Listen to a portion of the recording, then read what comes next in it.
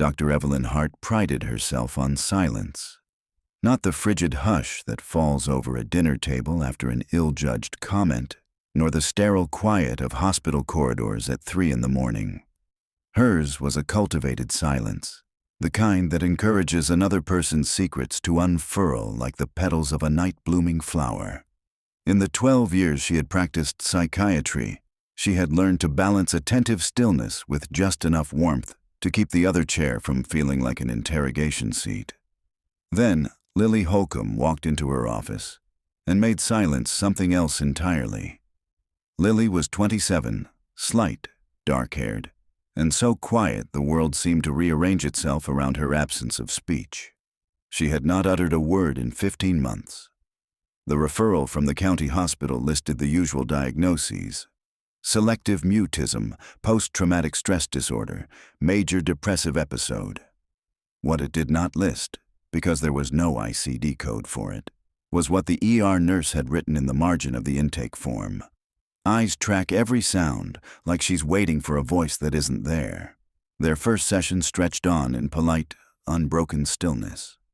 Evelyn asked open-ended questions, and Lily answered with flickers of the brows, a tiny nod, a tug of the sleeve.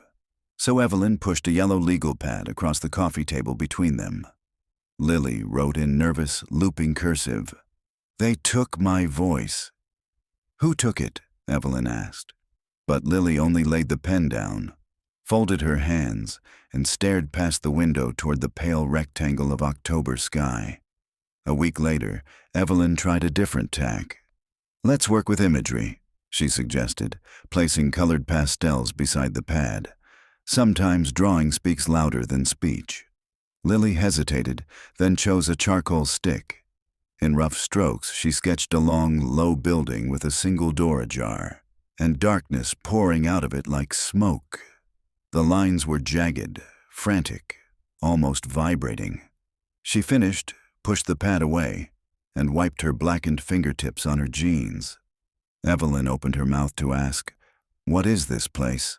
but instead heard herself say, in a voice both hers and not hers, "Under the crawl space, she counts her heartbeats, afraid the rhythm will betray her to the ones who move through the hall overhead." A chill prickled Evelyn's arms. Lily's eyes widened, pupils dilating, but she made no sound. Evelyn pressed her lips together hard, tasted the metallic tang of surprise. Where had those words come from? She had formed no conscious thought before speaking. It had happened as if someone else had dropped the sentence into her mouth. "Forgive me," Evelyn murmured, throat tight. That was an intrusive thought. Let's continue. But the atmosphere was broken. Lily gathered her bag, offered an apologetic half-smile, and left. Evelyn spent the next evening combing through the literature: glossolalia, empathic resonance, clinician countertransference. None fit. When she finally slept, she dreamed of a low corridor pulsing with the smell of damp earth and the sound of faraway crying. Session 3 began with guarded formality. Lily sat, hands clenched, expectant but frightened. Evelyn forced a steady voice. "I'd like to try a grounding exercise." She demonstrated slow breathing. Lily followed. The calm lasted less than 5 minutes. Without warning, Evelyn's vision tunneled. A sound, cricket chirp, electrical buzz, filled her ears. And then, the first blow lands on the mother's shoulder. The second splits the porcelain sink. The third isn't remembered, only the aftermath. Scarlet drops in the grout, not enough to be lethal, too much to be unseen.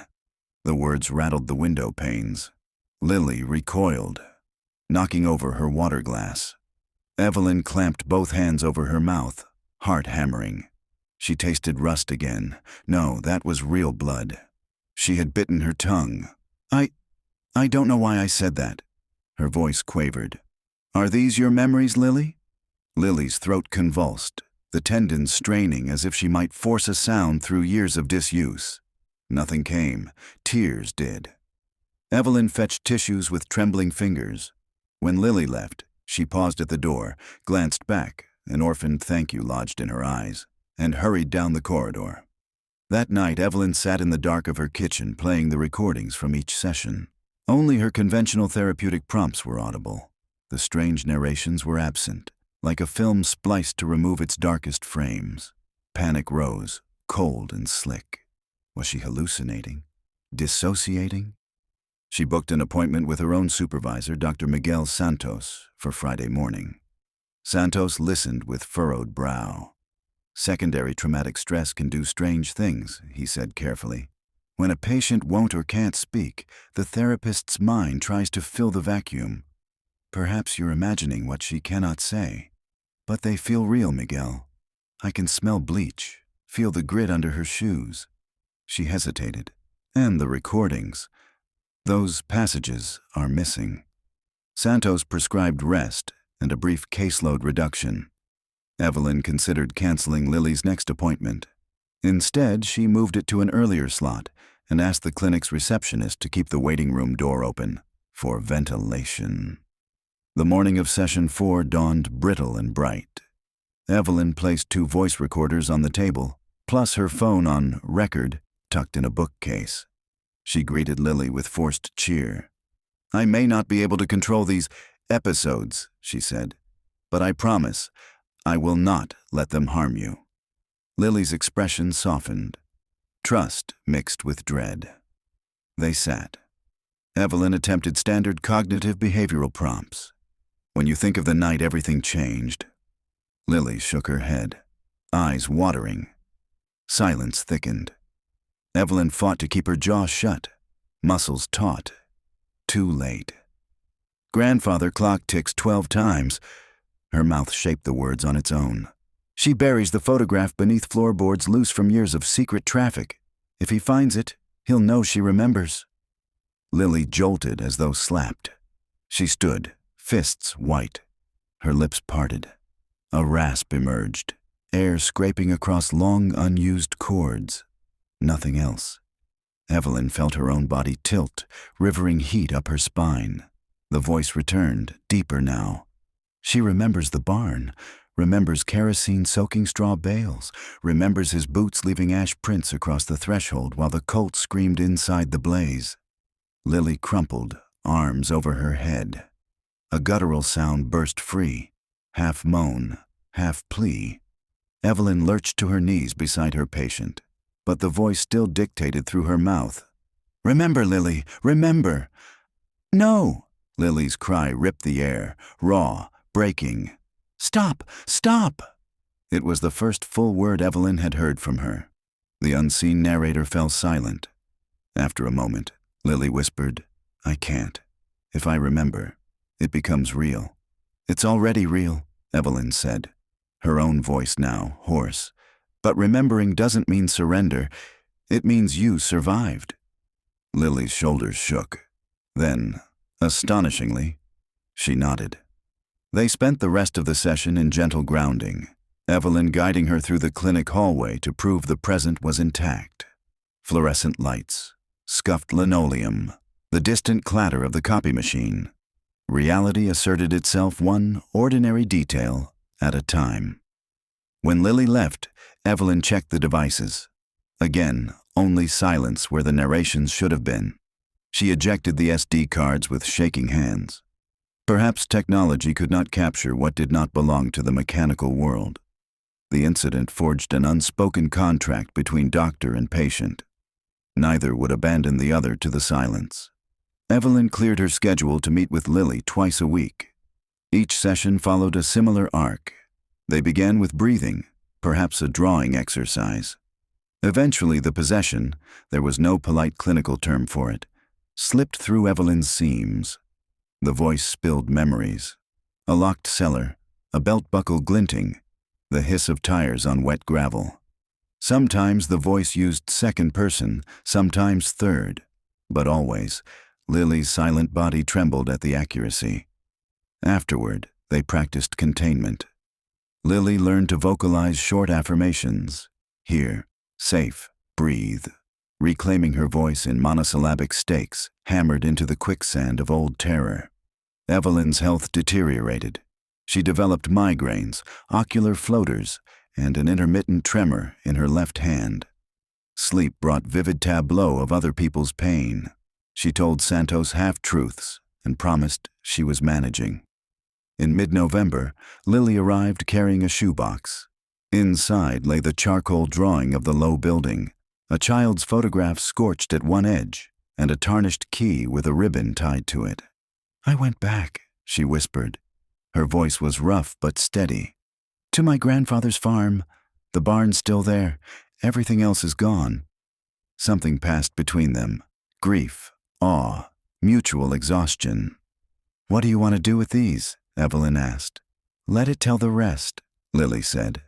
Evelyn understood. The voice, for all its terror, was also a conduit. She arranged the items on the coffee table, placed the recorders around them like a makeshift altar, and dimmed the lights. It began before she even sat down.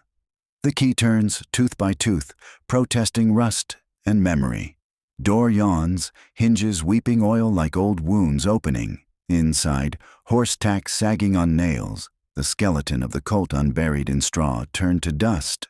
And below the floorboards, sealed in a coffee tin, a cassette tape. He recorded everything, his rants, her screams, proof that pain was power. She finds it. She listens. The voice on the tape is gone now, but its echo lives between her ribs.